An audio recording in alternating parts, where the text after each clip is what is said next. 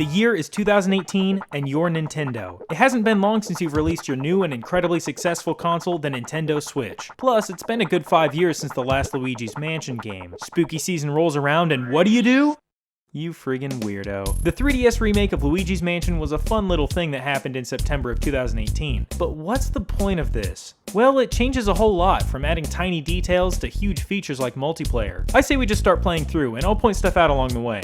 Right away, you'll notice that they've removed that disturbing Nintendo, which will save you a few trips to therapy. Menus are a little different, who cares? And boom, intro cutscene. Look, lens flares! That's right, this game looks better than the original, and it ought to. The new 3DS is actually slightly more powerful than the GameCube. How? It's a cube, that's like the most powerful shape. Luigi's model is also a little different, which some people might have a complete meltdown over. You'll also notice as he steps into the mansion that his flashlight is completely broken. Wait, no, that's just my emulator. A day and a half later of checking and unchecking boxes, we're back in. So, after saving EGAD, you head back to his lab, where the game introduces its next work of heresy. The strobe bulb from Dark Moon makes an appearance in this game as an optional replacement for the original look-to-stun system. Don't freak out, it sucks anyways. After like a billion hours of training, you finally get to go to the mansion. No, you have to look for a Game Boy game that EGAD lost. You can't really blame him, those things are like sand. Nintendo handheld cartridge is a substance, not an object. You're gonna lose a few grains here and there. Once you find that darn thing, you can see that the Game Boy Horror now uses motion controls. And so does Luigi, which again, some people might have a meltdown about. Come on, it's not that bad. Okay, back in the lab. It is not physically possible that EGAD can delay this game any longer. This is starting to feel like Dark Moon, where he's constantly interrupting... What? So EGAD calls from the future because blah blah multiplayer.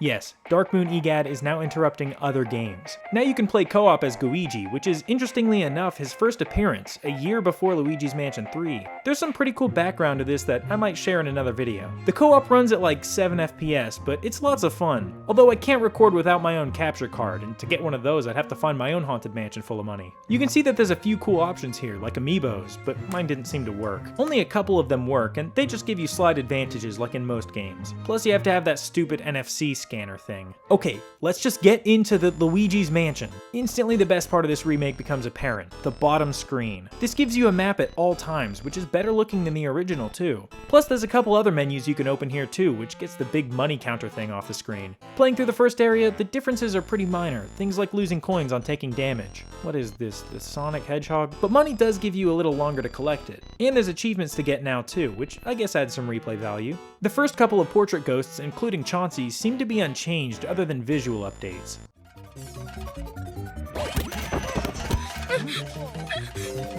After you fight these ghosts, you can refight them in the gallery as many times as you want. This is pretty awesome. It's pretty much business as usual for the rest of this area.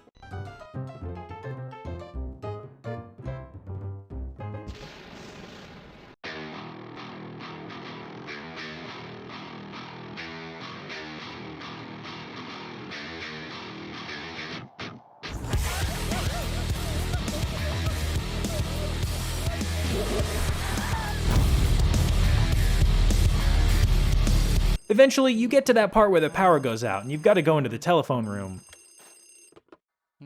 Hello? Huh? What? IRS? What do you mean we owe $900,000 in back taxes? Are you crazy? After this, you've got to fight a bunch of super tough boos. Oh, and speaking of boos... Not all of them end up being this annoying, but wow, the ones that do. So this is it.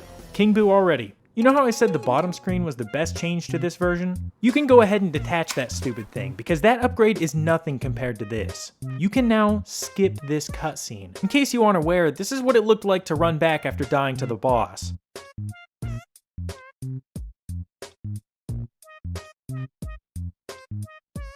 You still need to do most of that garbage, but without the painfully long cutscene. Not that I died to the final boss or anything, I'm like super good at this game and stuff.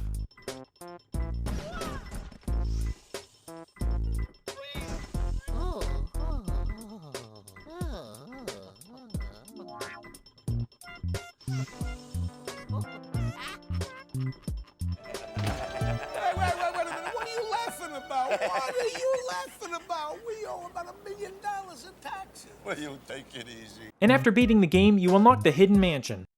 No, that's not hidden. This is basically New Game Plus, but it was previously only on PAL versions, so we never got to see this in North America. There's been some changes here too, like all the hearts being swapped with poison mushrooms. I played like 1 second of this and decided I didn't want to deal with the 300 health booze under these circumstances. Well, that's gonna do it for this video. I inevitably missed some stuff. There's probably some insane feature that I totally neglected, but oh well, you'll have to play the game to find out. It's a little expensive, but I can confidently say that this is the best way to play the original Luigi's Mansion today. I hope you enjoyed the video.